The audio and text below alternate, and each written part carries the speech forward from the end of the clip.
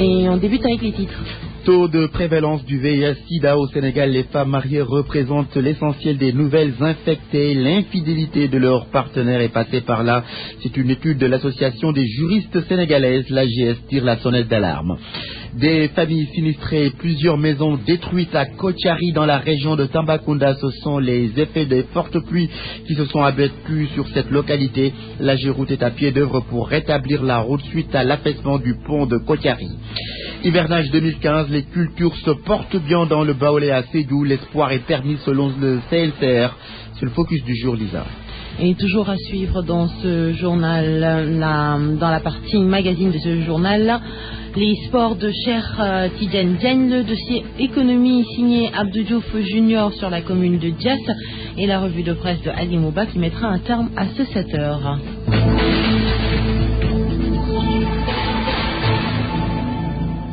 Et nous commençons avec ces 150 mm de pluie à Kotiari. Les dégâts sont énormes. Kotiari, cette localité de Tambacounda, Lisa, ressemble à un camp de réfugiés par ces temps qui courent. 50 ménages ont dormi à la Belle Étoile, 20 autres familles sont sinistrées. Des ânes, vaches et autres chevaux ont péri dans les eaux pluviales. Les fortes précipitations ont causé l'affaissement du pont de Kotiari. La Géroute est sur place pour rétablir le principal axe routier. Pour le moment, aucun véhicule n'y circule pour faciliter le trafic. La Géroute mène des travaux de remblaiement. Mamadou Alassane Camara est le directeur régional de la Géroute. Il est au téléphone avec Awachaba. Au niveau de Kotiari, c'est une localité qui se trouve à 30 km de Tamba, sur l'axe Tamba-Kidira. Il se trouve, il y a un pont poutre qui est sur cet axe-là, qui est qui permettait aux usagers d'escalader le cours d'eau. Ce pont s'est affaissé suite à un affouillement au niveau des fondations. Donc la pile centrale est affaissée, donc entraînant un peu la dalle. Donc ce qui fait qu'aujourd'hui, la route nationale numéro 1 est coupée, en tout cas sur cet axe-là. Donc nous sommes mobilisés depuis ce matin pour en tout cas apporter une solution aux usagers. D'abord trouver des trajets alternatifs en attendant de faire une déviation au niveau de l'axe. Voilà pour l'instant ce qu'on est en train de faire. C'est pas facile parce que il y a beaucoup d'eau sur un cours d'eau et les eaux sont en train de couler très lentement et les pluies ne sont pas totalement arrêtées. Donc on sent à tout moment encore une autre pluie. Donc ce qui fait que ça rend les choses extrêmement difficiles. Mais nous sommes mobilisés avec l'entreprise sociétaire qui est là dans le cadre de l'entretien des travaux routiers, l'entretien des routes reboutiques dans les régions de Tambacounda pour effectivement apporter une solution rapide. RFM, la radio de toute l'actualité. Je vous l'annonçais dans les titres, taux de prévalence du VIH-Sida au Sénégal. La plupart des nouvelles infectées sont des femmes mariées. D'après des études, celles-ci sont victimes de l'infidélité de leur partenaire. La révélation est d'une juriste qui travaille dans le domaine de la santé au niveau donc de l'AGS. Soukaï Ndao, membre de l'AGS, animé hier à Guédiawaye une conférence publique sur la violence basée sur les genres. Elle est avec Salisso. Dans le couple, il faut non seulement de l'amour, de l'affection, mais de la fidélité. Parce que nous sommes dans un pays où il y a un taux de prévalence au VIH qui est relativement bas et nous savons que la fidélité n'est pas toujours de mise dans les couples. On sait qu'il y a des hommes mariés qui font des enfants hors mariage. S'ils font des enfants hors mariage, ça veut dire qu'ils ne se sont pas protégés. Et s'ils s'étaient protégés, ils n'auraient pas d'enfants. Et s'ils ne se protègent pas, ils courent le risque d'infecter leur femme avec des infections sexuellement transmissibles. Et on sait aujourd'hui, et là c'est vraiment la personne qui travaille dans le domaine du VIH qui parle, on sait aujourd'hui que l'essentiel des nouvelles infections sont chez les femmes dans les couples dits stables. Donc c'est important parce que les femmes qui sont fidèles, qui restent dans leur ménage, ne soient pas bêtement infectées par des hommes irresponsables qui vont à droite, à gauche, font des enfants dehors, mais puis ramènent des maladies dans leur famille. Soukaï Ndao qui sonne l'alerte donc, il est membre de l'AGS. La rencontre entre le président et certains directeurs généraux n'a pas plu à certains ministres, mais selon nos sources, le président a beaucoup appris de cette rencontre. Il leur a demandé ce qui ne va pas. Makumba Bey nous rappelle les secteurs à problème. Ça a été une bonne trouvaille managériale que le président enjambe les ministres pour parler directement lui-même et publiquement à certains de ses directeurs généraux. même si la sélection était très critiquable. Des DG absents devaient être là, et parmi les présents, certains pouvaient ne pas être dérangés. Que faisait par exemple le ministre des Finances là-bas? Sa présence inhibe ses directeurs généraux, indispensables à la marche des projets et programmes. Des ministres n'ont pas apprécié, mais tant pis, le président a lui appris beaucoup de choses qu'il ne saurait jamais de ses ministres. Et Macky Sall a même posé une très bonne question. Qu'est-ce qui ne va pas? On peut bien douter que les réponses qu'il a reçues soient satisfaisantes. L'emploi ne marche pas, le programme des domaines agricoles communautaires ne donne pas des résultats satisfaisants, l'économie de manière générale ne satisfait personne si on considère le niveau de mobilisation des recettes par la DGID et les douanes. Et l'industrie ne marche pas au rythme souhaité. À part la relance des ICS et de la NSTS de Thiès, on a beau chercher mais le gouvernement a du mal à réclamer d'autres faits d'armes. Inutile de s'attarder sur ce navire naufragé qu'est l'acte 3 de la décentralisation. Ça prend l'eau de partout. Le tourisme n'est toujours pas relancé et la compagnie nationale est clouée au sol. Le courant continue de couper, les négociations entre les syndicats d'enseignants et le gouvernement connaissent peu d'avancées. Qu'est-ce qui ne va pas? Peut-être que la bonne question serait de se demander qu'est-ce qui va bien. Il s'appelle Makumba Bey. 7h06, vous écoutez le journal dans RFM Matin et c'est une bonne idée. RFM, fréquence en modulation, 94.0, la radio en puissance. Le focus du jour est consacré à l'hivernage 2015. Les paysans du Baol se réjouissent du bon comportement des cultures. Celles-ci sont en phase de maturation. L'arachide a déjà planté ses gousses. Il ne reste qu'à contempler le beau paysage. Babacar Diouf. Babacar Diouf que nous retrouvons dans le focus du jour. Ils sont unanimes, l'hivernage se porte bien. Ils sont même tentés de dire que leurs espoirs sont loin d'être dépassés. Témoignage de quelques paysans. Actuellement, vraiment, les cultures se portent bien. Au niveau des arachides, au niveau des milles aussi. Parce que vraiment, depuis le début jusqu'à présent, les pluies sont vraiment abondantes. Et c'est pourquoi vraiment les cultures, vraiment, ça se progresse bien. Contrairement aux années passées, vraiment ça va. Parce que depuis qu'il a plu, presque il n'y a pas eu de rupture. Donc ceci montre que vraiment l'hivernage, ça va très bien. Les épis, il y a les épis, nous sommes en phase presque de prématuration.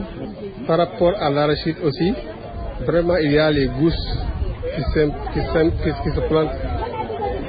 Et on espère que vraiment avec quelque peu de pluie, bon, le reste, il y aura une promesse. Pour ce qui leur reste aujourd'hui, c'est de prier pour que la situation continue ainsi. Et on espère que vraiment avec quelque peu de pluie, bon, le reste, il y aura une promesse. Franchement, s'il continue comme ça, je crois qu'il y aurait une très bonne récolte. On trouve dans les champs plus de paysans, à part ceux qui viennent contempler le paysage. Bombay, RFM, Babacar Diouf. À Sédhiou, les premières récoltes arrivent déjà sur le marché en ce début septembre. Il s'agit surtout du maïs et de la pastèque. D'autres récoltes comme l'arachide et les niébés sont attendues dans quelques jours. Lamine Ba. Depuis la dernière semaine du mois d'août, les premières récoltes ont fait leur apparition à la grande satisfaction des consommateurs. C'est le cas du maïs en provenance de différentes localités du département et qui a envahi le marché. Le même constat est fait en ce qui concerne la pastèque. Normal, juge le directeur régional du développement rural qui explique que les récoltes faites en cette période ont été semées durant le mois de juin. Amadou Baldé, c'est son nom. Déjà, nous sommes sur les premières récoltes de maïs de case qui commencent à tomber au niveau du marché parce que les premiers semis du mois de juin et juillet qu'on a effectué dans le département de Sédhiou, donc les récoltes en verre ont déjà démarré. La pastèque, on a vu apparaître les premières récoltes de pastèque, surtout dans le département de Bounkiling, où nous avons des zones de production vraiment en grande culture de la pastèque. Je pense que ça aussi c'est une remarque qu'on a notée au niveau de notre marché et ça c'est aussi à la satisfaction en tout cas des consommateurs. Les techniciens agricoles fixent l'échéance du 15 septembre pour voir aussi les récoltes comme l'arachide et le niébé sur le marché. Donc, ce qui concerne maintenant les autres cultures comme l'arachide, donc le comportement est formidable. On a un bon état végétatif. Pour la variété 55, je pense que d'ici la première quinzaine du mois de septembre, nous aurons les premières récoltes aussi au niveau du marché. Le niébé, certainement, on peut le récolter en septembre. Déjà, il y a les débuts floraison et ramification pour les premiers semis. Donc, d'ici fin septembre, on va récolter les premiers en verre, les niébés. Des récoltes acquises à la faveur d'un bon comportement pluviométrique. Certains postes de la région affichent déjà 1000 mm en ce début de mois de septembre, ce qui laisse espérer des productions importantes pour les autres spéculations. Lamine Bassidou, Radio Futur Média. Le cadre national de concertation des ruraux affiche le sourire. D'après le CNCR, l'espoir est permis au regard du bon état des semis. Samba Gueye du CNCR annonce que les premières récoltes arrivent déjà sur le marché. Il est interrogé par Barthélémy Ngom. Nous pouvons en tout cas espérer jusqu'à la fin du mois de septembre, si ça continue à pleuvoir, on pense qu'on aura une bonne saison quelque part, quoi. Ce n'est pas partout, parce qu'il y a des zones où il n'y a pas, bon, donc où il y a des disparates, quoi, au niveau de certaines régions. Donc je pense que ce que nous commençons à voir, bon, donc avec la montaison au niveau du mil, bon, donc une bonne floraison au niveau de l'arachide, quelque part, et puis les niébés commencent à sortir, le maïs aussi, on commence à avoir des épis de maïs. Bon, donc moi je pense que ça aussi, ce sont des signes qui sont favorables, quoi, à une bonne, en tout cas, récolte, ce que nous espérons. En tout cas, si ça continue à pleuvoir jusqu'à la fin du mois de septembre, nous pensons que, Inch'Allah, s'il peut être au bon Dieu, on aura une bonne récolte quelque part. Même si l'arachide n'est pas, quelque part, n'a pas une qualité supérieure, bon, donc ce que nous avons, quelque part, bon, donc il y en a des qualités supérieures, parce qu'il y a aussi des semences sélectionnées, bon, donc qu'on a utilisées. Et je pense qu'avec ces semences sélectionnées et les semences écrémées, on peut avoir aussi quelque part une très bonne récolte.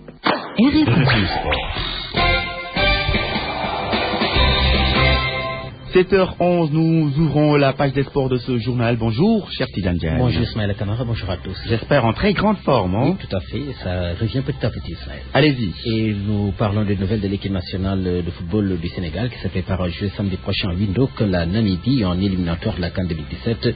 Les Lions ont effectué hier le premier galop, une séance qui a duré un peu plus d'une heure pour dégager la fatigue du long voyage. Ces joueurs ont participé à la séance. Mambiram Diouf a été ménagé. L'effectif sera complété ce mardi avec les arrivées annoncées de Zarko Touré, Diawandou Diagne, Pape Sané, Cheikh Beng, Salih Sané et Pape Alioune Ndiaye. Une autre séance est prévue ce mardi à 14h en heure locale. Nous parlons à présent d'une autre équipe nationale. Il s'agit des Lions indomptables du Cameroun qui séjournent depuis quelque temps à Dakar. Hier, ces Lions indomptables du Cameroun ont effectué une rencontre amicale au stade de Paul Sédar Senghor contre l'équipe nationale locale du Sénégal. Les deux formations sont quittées 12-12. Ce sont d'abord les Camerounais qui ont ouvert le score à la 6e minute sur un pénalty transformé par Jacques Zoua. Le Sénégal qui égalise à 10 minutes de la fin du temps réglementaire grâce à Aliou Ba. Un match amical en tout cas qui a permis au sélectionneur de l'équipe nationale locale d'évaluer tout le potentiel de son équipe avant de rencontrer la Guinée très prochainement. Nous allons à présent écouter Moustapha Seck, des propos recueillis par Sodetian. On a fait savoir aux joueurs qu'ils sont des professionnels comme eux. Nous allons jouer sans complexe, mais se préparer à souffrir parce que quoi qu'on puisse dire, sur le plan physique, on est encore très loin de la condition physique maximale. Est-ce que vous avez eu ce que vous recherchiez dans ce match? Non, pas totalement, parce qu'on voudrait être prêt physiquement, mais quoi qu'on puisse dire, il fallait s'attendre à ce que l'adversaire nous fasse courir.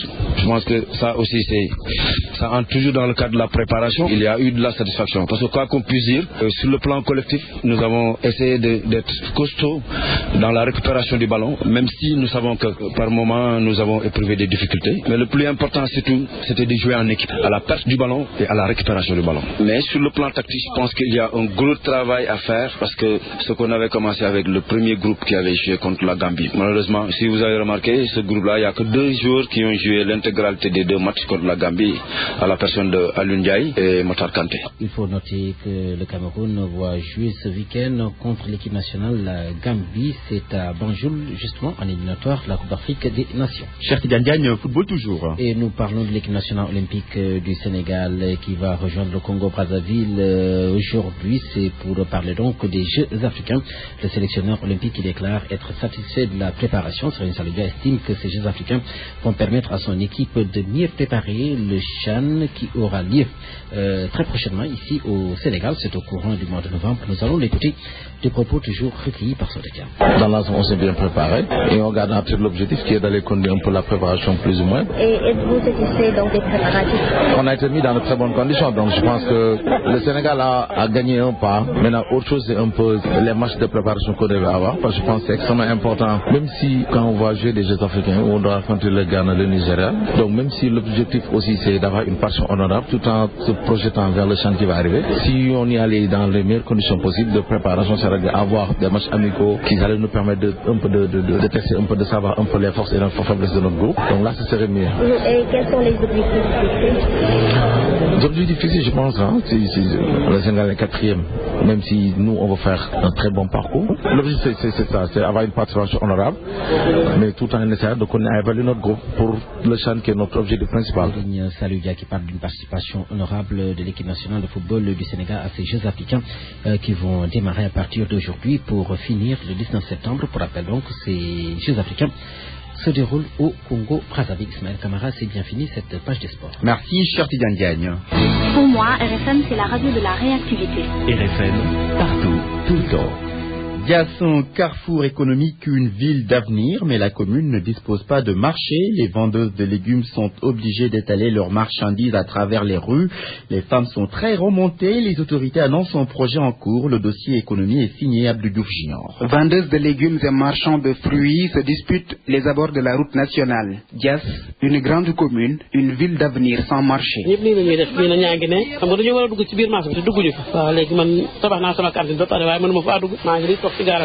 ñun amuñu marché déedéet nii rek la ñuy laale ci mbedd bi waaw marché bi amoon nañu marché bu njëkk ba mais mu ngi ne kenn defatu ci dara kenn xamatuñu sax nañu mujjee ay mbalit rek lañ ciy tuur man sama cantine tabax naa ko ba pare mu ngi ci biir marché bi waaye man mënuma faa toog déedéet man kenn foo seet ko xool ko gis nga ko kenn mënu faa toog di jaay moo tax ma génn nii ci biti di jaay. L'ancien marché de la ville est en ruine. Depuis quelques années, les femmes ont tourné le dos à l'infrastructure. Aujourd'hui, herbes et ordures remplacent étals et légumes aux grandes dames de ces bonnes dames. suñ ko amoon kay ñu jël soo ñëwee xool li nga bëgg ci biir marché bi nga def ko ñu defal ñu ko ba mu baax ñëpp toog ku nekk am sa place.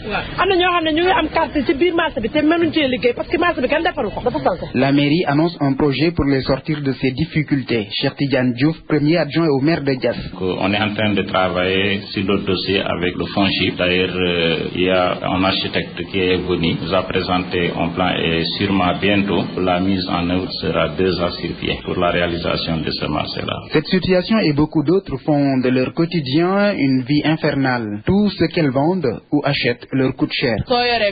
Il faut nga jënd 1000 francs jënd te 1000 francs xam nga ne soo ko jëndee jënd ndugagoo jëndagoo dawlal dafa metti. waaw dañuy dem ba Tëngéej dem ndugg fa wala Caaroy paasal ko indi ko bénéfice bi du bëri parce que paas bi ngay calculer boo demee foofu jënd ndugg bu seer ndugg bi dana seer instant yi nii boo jëndee lu seer tey da ngay jaayee lu seer waaye instant yi moom ndugg moom dafa jafe moom.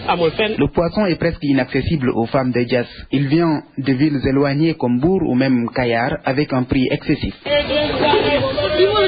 Parce que lu tax mu seer mooy moo lay bëri bu tawee dañuy retourner quoi. fii façon jën yëpp dama koy jaay ba mu des jën yu mag yi yaboy jay ay ton sompat yawaal jën yu bëri dama koy jaay fii daal souvent transport bi da ci compter ndax man ñetti kees wala ñaari kees laay am sama transport day dem ci 6 000 wala 4 000 man Kayar laay jëlee jën. Leurs difficultés s'accentuent en période d'hivernage. Comme dans certaines villes de la Petite Côte, les marchés sont dans de piteux états durant la saison des pluies. Abdou Diouf Junior Mbour, Radio Futur Média.